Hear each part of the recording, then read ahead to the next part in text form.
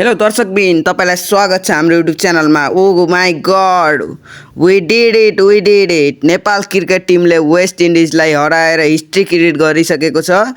नेपालले पहिलो टेस्ट राष्ट्रलाई जितेको केटा हो, जित्यो। What a game from Karan and Dipendra.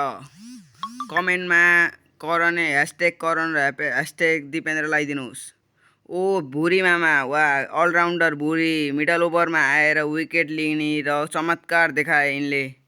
उनको लागि #भुरी लेखिदिनुहोस् र #मामा लेख्नुहोस्।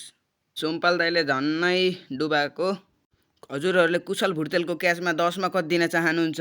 अझ हाम्रो क्याप्टेनको कुरा गरौँ, रोहित कुमार पौडेल। उनी पार्ट टाइम बलर हुन् र 1 विकेट निकालेन उनले। Can't express my feeling, this it what we want. नेपालको बलरले देखाए केटा हो, देखाए। नेपालले पहिलो ब्याटिङ गरेर 147 रन र 8 विकेट बनाएको थियो भने दोस्रो इनिङ खेल्न आउँदा वेस्ट इन्डिज 129मा 9 विकेटमा पुरा ओभर सकिएको छ। नेपालले 19 रनले जितेर हिस्ट्री क्रिएट गरेको छ।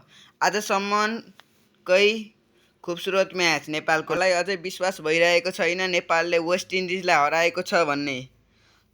कहिले विश्वास गरौँ, अब कसरी विश्वास गरौँ? हरायो गाइज, हरायो। वेस्ट इन्डिजलाई हरायो नेपालले पहिलो पटक। अब अर्को कुरा गरौँ नेपाली फ्यानको। जहाँ नेपाली त्यहाँ फ्यानहरू।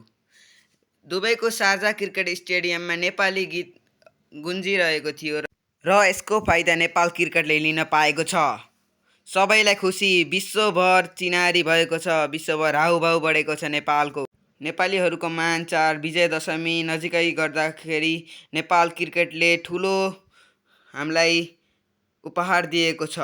यति भन्दै मैले यही भिडियो समाप्त गर्न चाहन्छु। जय नेपाल, जय नेपाली क्रिकेट।